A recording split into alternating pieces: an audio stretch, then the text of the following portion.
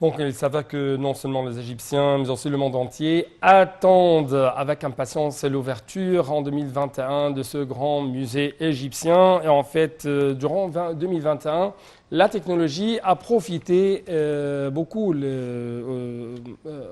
aux touristes. Justement, seules des visites virtuelles des monuments millénaires d'Égypte étaient désormais donc possibles. Pour avoir plus d'explications et pour avoir plus de commentaires sur d'autres informations en ce qui concerne le monde du tourisme ici en Égypte, nous avons actuellement en ligne de la TV internationale Madame Manal Mourad. C'est une experte dans le domaine du tourisme. Madame Manal, bonne année. Bonne année, comment allez-vous? Ça va bien, merci beaucoup pour nous rejoindre à travers la ligne de la TV internationale. Le grand musée égyptien représente quoi pour vous? C'est un grand emblème. Tout d'abord, c'est un événement qui sera très bouleversant pour le monde entier, notamment pour l'Égypte.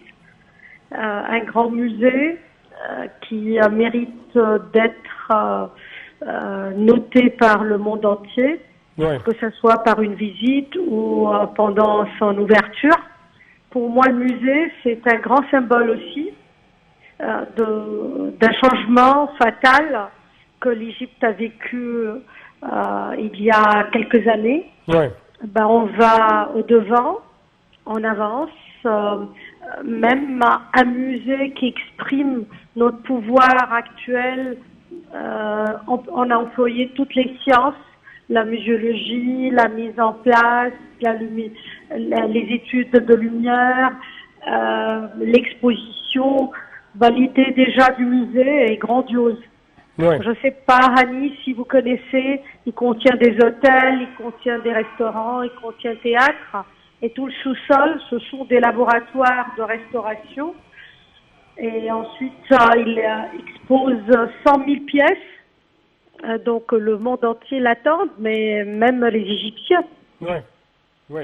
Il y a toujours à côté de ce grand musée égyptien d'autres musées comme par exemple le musée national de la civilisation égyptienne et d'après le ministère du tourisme et des antiquités, bien sûr ce projet attend toujours des dernières retouches esthétiques à l'entrée principale ou à son entrée principale et ce peu avant la cérémonie officielle d'ouverture.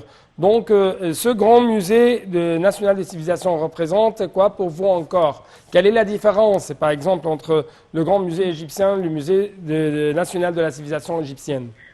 Permettez-moi de vous dire quelque chose avant de répondre à votre question.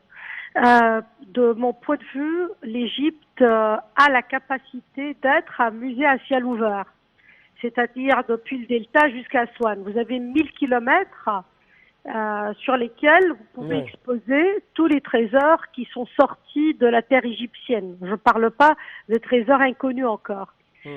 On a plein de réserves, que ce soit à côté des temples de Karnak, à Siout, à Minier, à Aswan, à Luxor, au Caire, dans les alentours du Caire, à Dachour, à Minier, à San el Hagar dans le delta. Vous avez des réserves énormes qui sont inconnus avec leurs trésors pour le monde entier, pour même les spectateurs, pour l'Égyptien normal.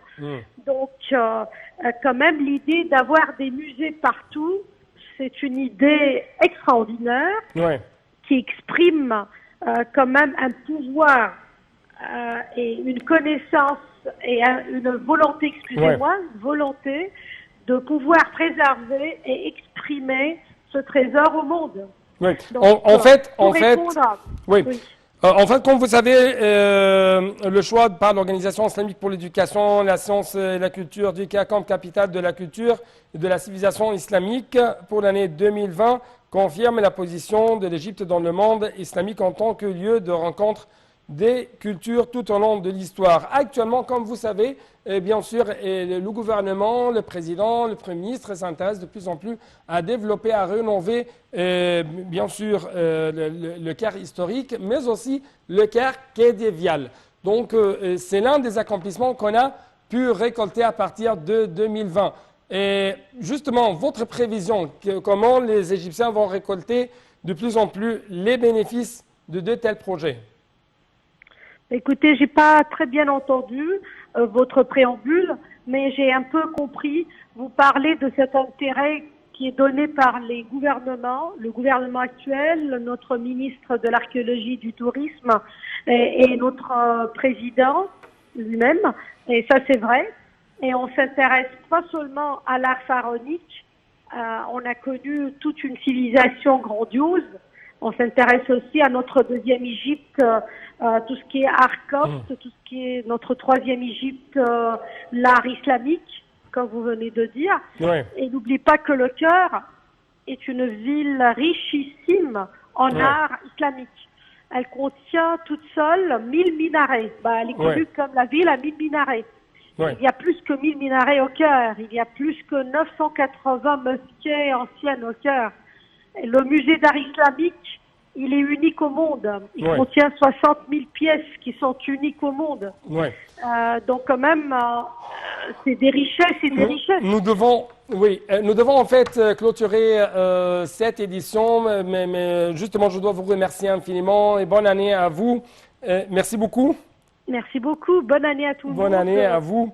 Et je vous souhaite tout le bonheur. Merci beaucoup. Donc, avant de clôturer cette édition, je dois vous-même révéler quelques bonnes informations de joie, même de nouvelles de joie. 200 destinations obtiennent le label Safe Travels de WTTC dans l'Égypte. Donc, le magazine britannique l'Égypte, ou d'après un magazine britannique, l'Égypte est deuxième meilleure destination de plongée à l'échelle mondiale en 2020. Un milliardaire indonésien invite ses proches à visiter Luxor. Afflux spectaculaire des touristes des 4 coins du monde à Luxor.